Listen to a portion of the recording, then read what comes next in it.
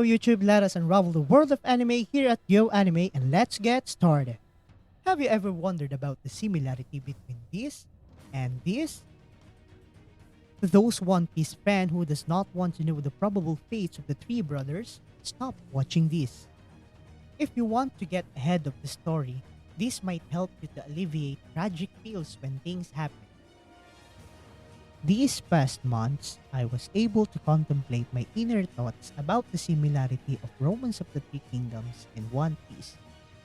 And by the way, Romance of the Three Kingdoms is a game based on the rich history of ancient China from 169 AD up until 280.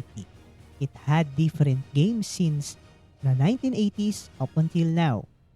Apparently, upon playing the Romance of the Three Kingdom 13, a gut feel suddenly instructed my nerve when the scene of the Oath of the Peach Garden appeared.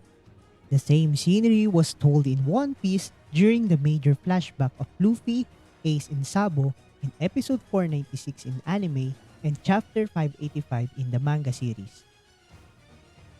This content will walk you through on what will happen on One Piece's three brothers vis-a-vis with the original three brothers.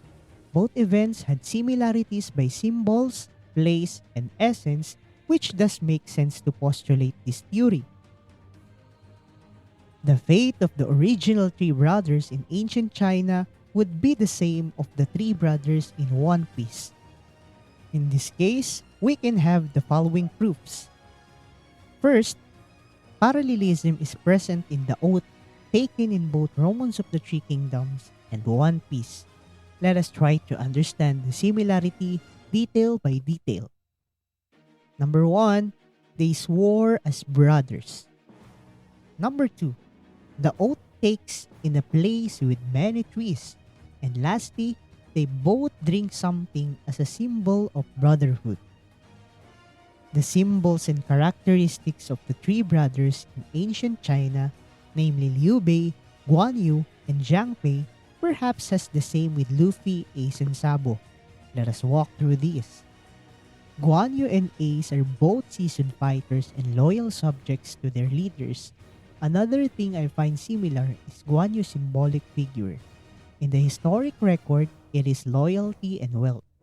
It seems that Ace's characteristics and value were shaped before him. Ace's loyalty to Whitebeard is unfathomable, and I think wealth was a figurative description to him. For all we know, he is the son of the former pirate king Goldie Roger. Another thing is they shared the same fate. Guan Yu died via capital punishment by Sun Quan's forces.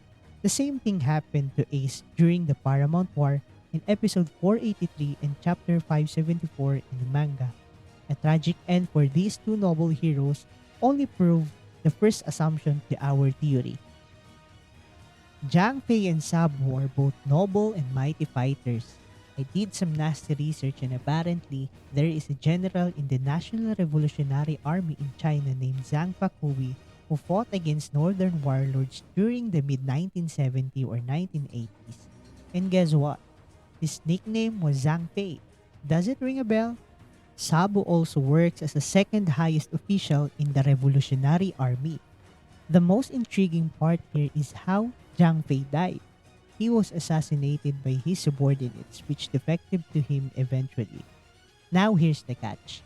There is a rumor in chapter 956 that Sabo died during the reverie, and it was a tragic news to the Revolutionary Army.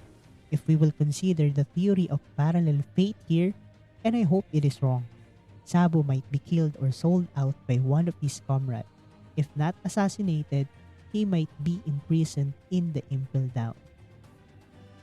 Liu Bei and Luffy have some characteristics that would suffice our assumption of this theory.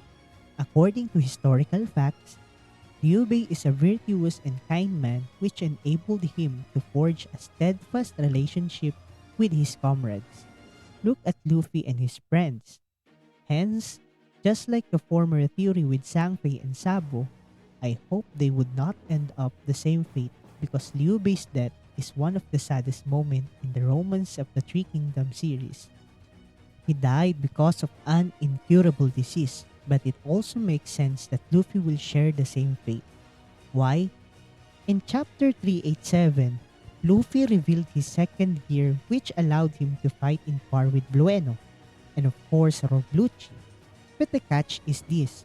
His power-up draws too much energy, and specifically in Chapter 420, Rob Lucci pointed out that if he continues to use this technique, it would likely to draw his life force and shortening his lifespan.